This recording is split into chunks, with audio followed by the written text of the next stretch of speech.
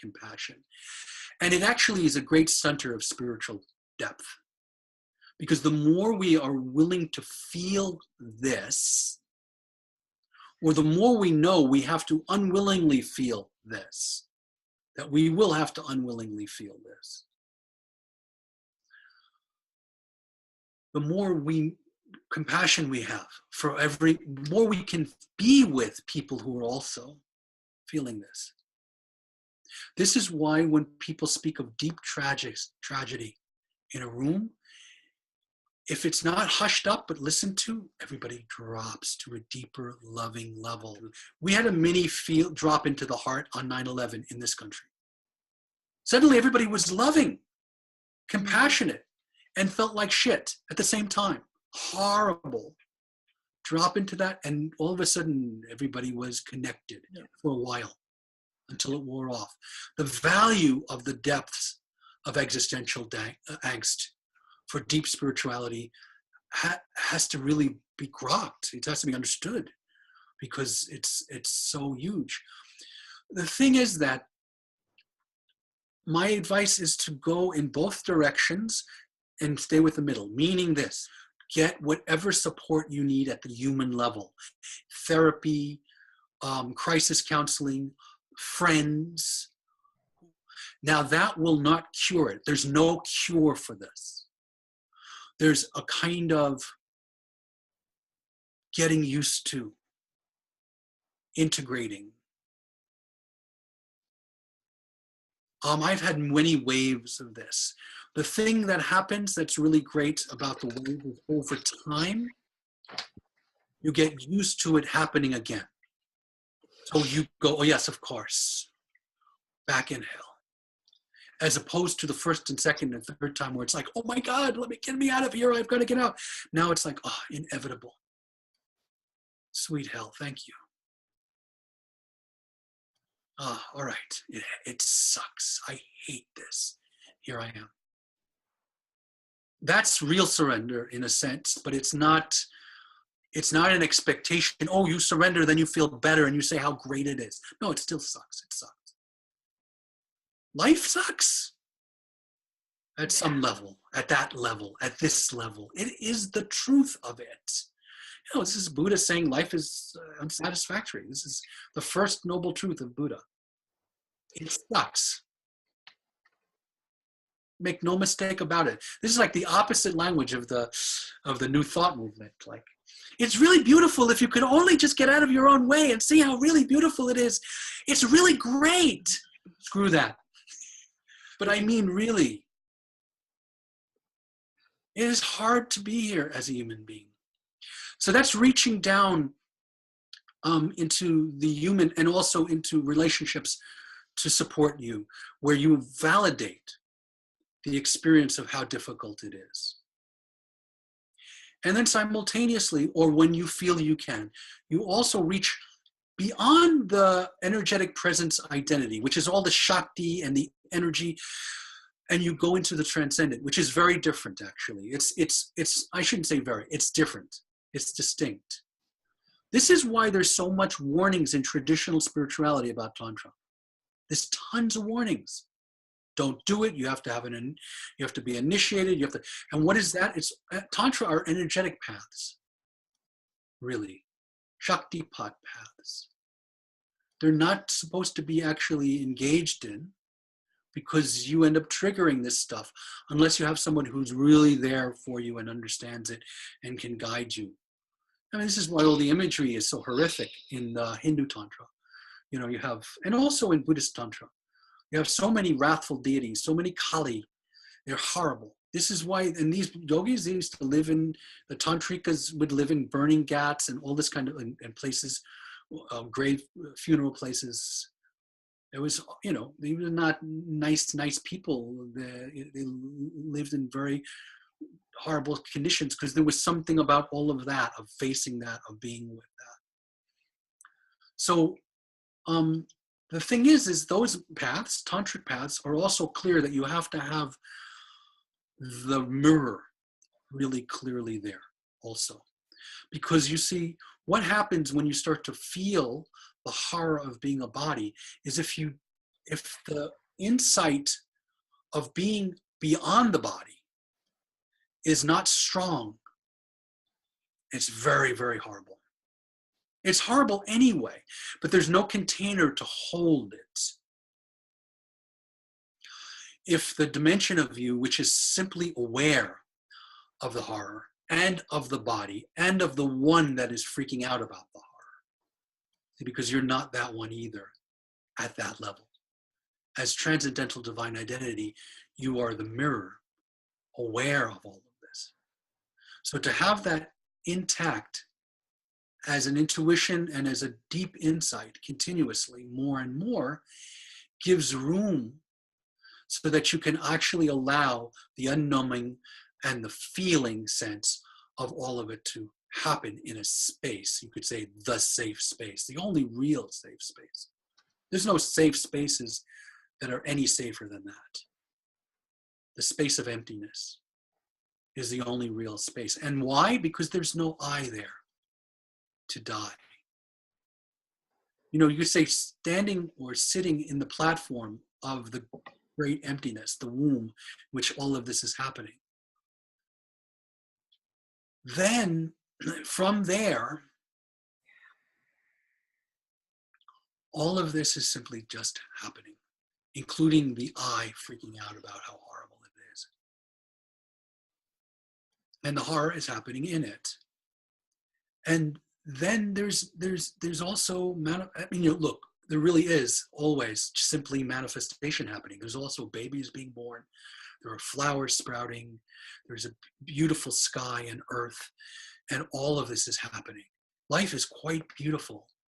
But it never for a second, that beauty never for a second does not contain great horror.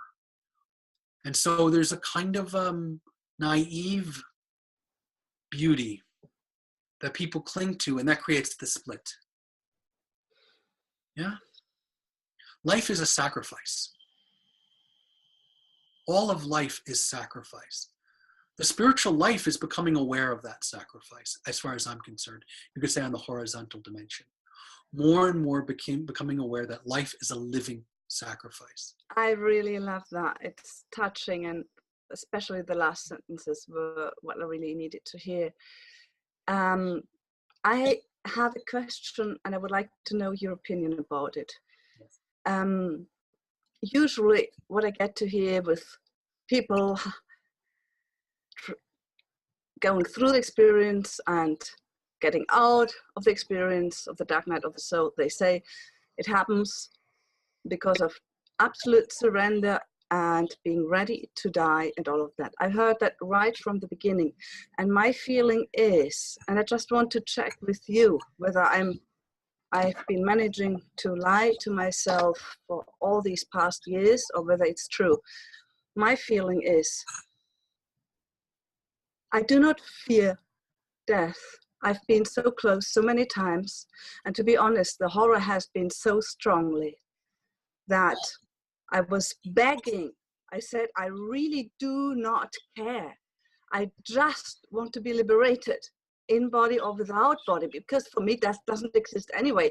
So for me, that's not this thing that seems to be for most people. For me, what I notice that I'm very reluctant or that I put resistance to is agony, physical and mental agony. And usually maybe mental, psychological agony triggered by physical agony because I just can't stand it sometimes anymore. And I have the feeling that I'm at the point that might be my liberation to find some acceptance of it. And everything in my body goes, oh no, this crucifixion, basically. Torture, it was torture what Jesus lived. And I have the feeling I'm dangling there, not just for a couple of hours and then being resurrected after 3 days. I have the feeling I got forgotten there. I've been dangling there for years, and God or whoever gives a shit. The plot is over, and I'm still dangling there, and nobody takes me off the cross, and the meat is already smelly and falling off my bones, and it's kind of like overdue. But at the same time, I'm aware of some sort of resistance of exactly that. It's decay. What you were saying about the tantrikas sitting there on the ground, burning grounds, and yeah, I think you got the idea. Yeah. Well, remember what Christ said while he was on the cross. I don't know if you remember, if you know this, right? God, why have you forsaken me? I've been crying that out so many times. He, she, whatever, did not listen. Okay, so also forsaking me. This is our native mythology, which is really beautiful. Every once in a while, if you approach it as a mythology, that way I approach Hinduism and Buddhism as well with the myths, which means there's value in it, literal or not literal. In being forsaken, you know what? I mean, I just mean in the story. See, I went through so many. Sorry. If Christ was forsaken, how could it not be for you the same? In other words, if the one who was supposed to be the perfect practitioner, perfect whatever, God person, the perfect God man, the perfect God human, perfectly surrendered. Garden of Gethsemane, really difficult. Sitting there, no, I'd rather not. I know I've talked about this my whole life with my disciples. I was going to come to this point, but you know what? If there's any way you can change your mind about me dying on the cross, I really would like it. Nevertheless, not as thy will, but thy. So here's the example of perfect sacrifice. Thy will be done. Not lousy sacrifice, perfect sacrifice. And still, my God, why have you forsaken me? So let there be no shred of self-doubt about your worthiness due to screaming about how bad it is. That's not something that you're not supposed to be doing. You go ahead and speak how difficult it is. That's fine. You see, what has sustained me over, I've been challenged basically on every level, but what has sustained me most of the time was that constant merging, always in different forms, with the divine and this vastness. And it seems that was really my pillar. And now, at least for certain times, it's being taken from me. And that is something that is the worst really for me to support, because, and you said one word, worthiness, was, I have the feeling something in my psyche translates it into I'm not worthy. You know, I'm not worthy in the eyes of God or whatever, I don't know. Yes. Well, it's good that you see that. That's the question. You know, it's almost like, okay, so I can speak for myself. Unworthiness is always by my side. Always by my side. And always, you know, even with physical pain, any kind of torturous feeling, what I found and how I live my life basically is as the feeling, let's say, of unworthiness is there, and the thoughts of unworthiness. There's a way of embrace that is not expecting it to go away. That's a deep embrace. In other words, there's an embrace that's a kind of business. I'll embrace you so you'll go away. That's the trap. It's rampant in so much advice. I'll embrace it so it'll leave. I'll embrace it so it'll show it's not real. Instead, what I do is this. I feel unworthy about something. When I remember to, I will bring my attention to the feeling sense and say, okay, I'm unworthy. Do I really know whether I am? No. Yeah. But I've had enough with resisting the notion that I'm unworthy. So I'll say, okay, I'm unworthy. And then I will bring my attention into the feeling sense in the body. Whatever contracted feeling I'm feeling, whatever sense of despair or sadness or compression or whatever is there. And I'll bring attention, I'll let my attention drop into the midst of the feeling. And breathe in it and be it. And ignore any thoughts that come. In fact, the feeling is often so loud that thoughts are just almost irrelevant. But any thoughts about why I feel unworthy, what it means, what this will mean, blah, blah, all just ignore. Not fight those thoughts, just ignore and bring all of my attention into the feeling of whatever it is. And I be it. Without even a name after a while. Like I will forget that the word is unworthiness that I started off with.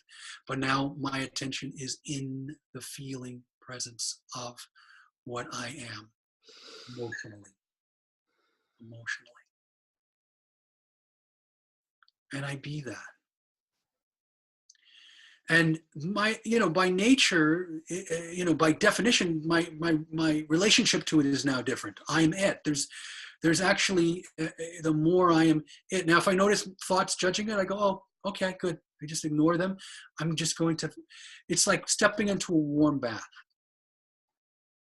The metaphor used in tantric spirituality for this is sexual embrace. Because you enter into the feeling, you open yourself to the feeling, and you go beyond thinking about the act to the sensation of the act. And occasionally thoughts come up thinking about the act, but you know that if you really want to be in the act, you bring yourself into the act.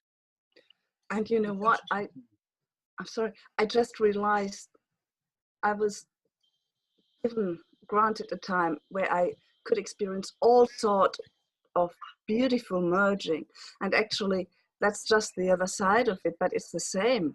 It can be orgasmic. It's also that merging. It's also the divine merging somehow. Exactly. Ultimately, it's vulnerability underneath it. So all of these feelings will kind of shift and change, but when they come down to is vulnerability.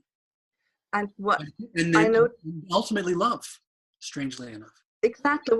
When you were talking, I was doing that at that moment. I went into the body, and I know that also from many other times that when I can meet it, it turns into compassion. Exactly. And big love. Exactly. And it melts. It makes everything that has been hard inside the body. It makes it really melt. That's it. Very good.